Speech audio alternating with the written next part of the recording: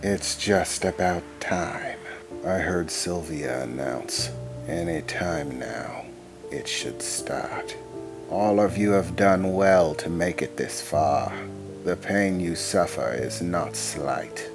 But the third step is far worse than the ones that came before it. There is no shame in accepting that you cannot bear it any longer. Do not force yourselves. Do not break under the strain. If it is necessary, drink the potion. 20 minutes has elapsed since the process began, Sylvia said, looking at a small watch that she had brought with her. And then I heard something that quite frankly terrified me.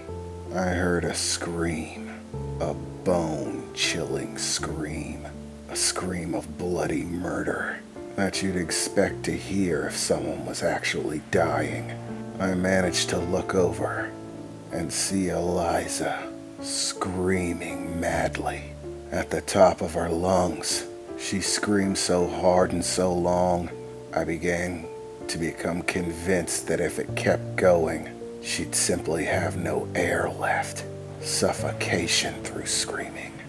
Flailing on the ground, kicking and scratching in every direction, rolling over, and still that screaming.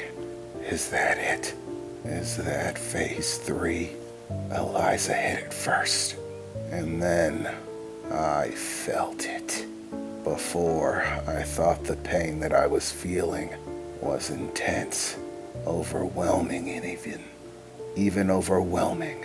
But the pain that just hit me put it to shame.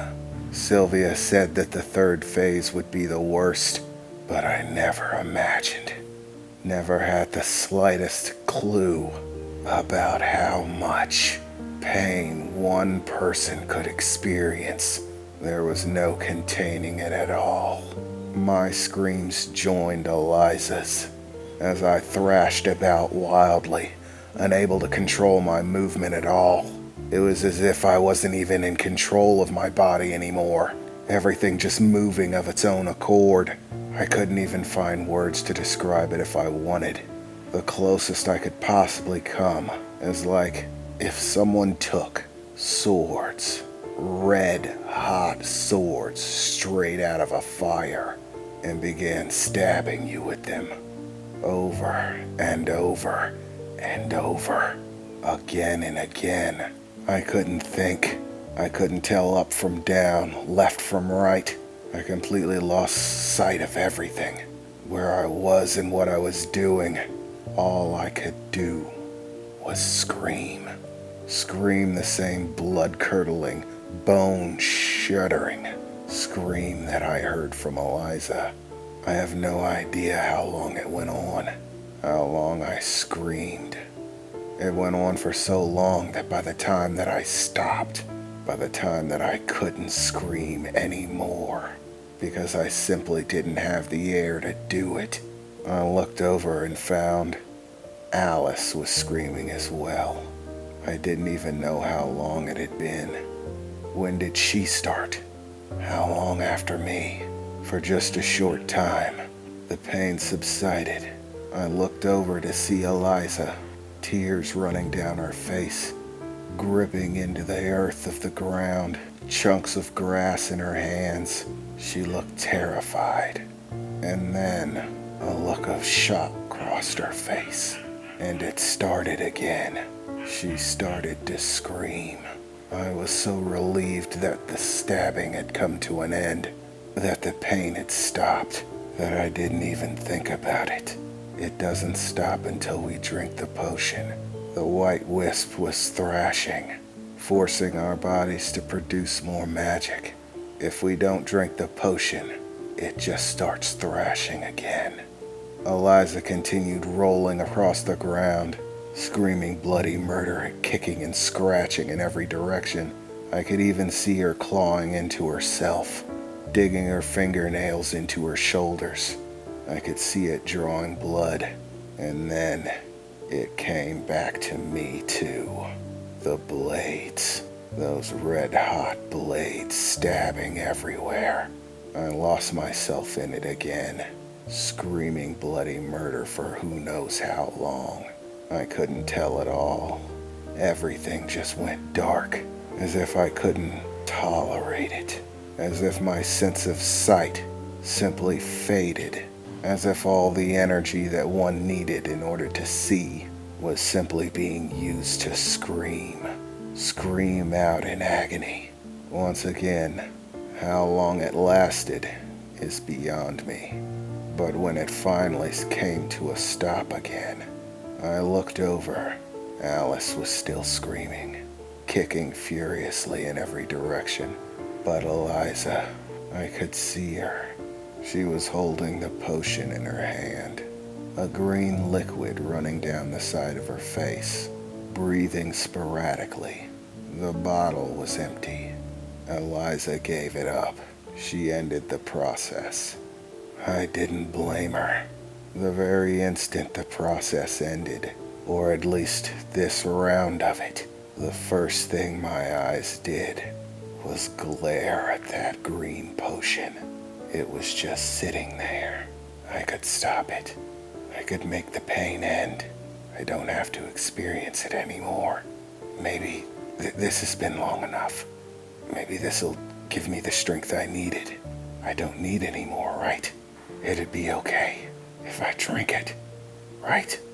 Eliza's strong, and she drank, so it wouldn't be bad if I just gave in. Drink the potion. It'll stop the pain. Drink it, I thought to myself, looking at the potion in the distance.